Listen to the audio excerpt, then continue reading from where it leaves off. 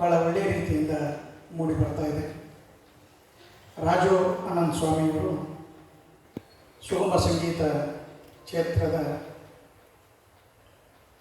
ಒಂದು ನಕ್ಷತ್ರ.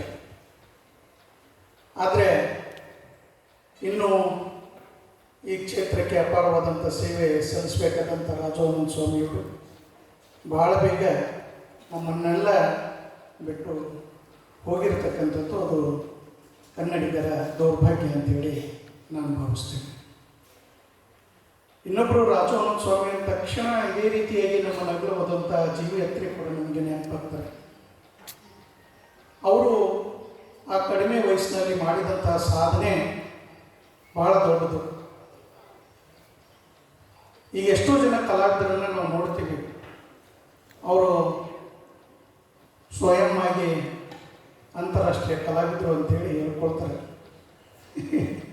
ಸ್ವಯಂ ಘೋಷಣೆಯನ್ನು ಮಾಡ್ಕೊಳ್ಳೋರನ್ನು ನಾವು ನೋಡ್ತೇವೆ. ಆದರೆ ರಾಜು ಅನಂತ ಸ್ವಾಮಿಯವರು ಯಾವತ್ತೂ ಆ ರೀತಿಯಾಗಿ ಹೇಳ್ಕೊಳ್ತಕ್ಕಂಥ ಕಲಾವಿದರಾಗಿರಲಿಲ್ಲ. ಅವರಿಗೆ ಈ ಕನ್ನಡವೇ ಒಂದು ಜಗತ್ತು, ಈ ಕನ್ನಡ ಜಗತ್ತಿನ ಅತ್ಯಂತ ಶ್ರೇಷ್ಠ ಕಲಾವಿದರು ರಾಜು ಅನಂತ ಸ್ವಾಮಿಯವರು. ಅವರು ಕೊಟ್ಟಂಥ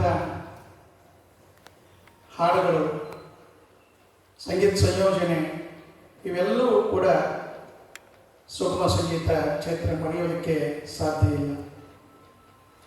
ಇವತ್ತು ಕನ್ನಡ ಸಾಹಿತ್ಯದಲ್ಲಿ ಇರ್ತಕ್ಕಂಥ ಅನೇಕ ಪ್ರಕಾರಗಳು ಸುಗಮ ಸಂಗೀತ ಕಲಾವಿದರು ಅದನ್ನು ಮನೆ ಮನೆಗೆ ಮನಕ್ಕೆ ಮುಟ್ಟಿಸ್ತಾ ಕನ್ನಡ ಸಾಹಿತ್ಯದ ಸೊಗಡನ್ನು ನಮ್ಮೆಲ್ಲರಿಗೂ ಕೂಡ ತಲುಪಿಸ್ತಾ ಇದ್ದಾರೆ.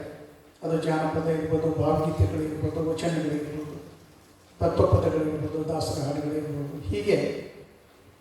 ಆದರೆ ಒಂದು ಏನು ಅಂತ ಹೇಳಿದರೆ ಈ ಸಂದರ್ಭದಲ್ಲಿ ನಾನು ಹೇಳಬೇಕು ಅಂತ ಅನಿಸೋದು, ಇದು ಸಾಹಿತ್ಯವನ್ನು ಮೆರೆಸ್ತಕ್ಕಂಥ ಕಾರ್ಯಕ್ರಮ.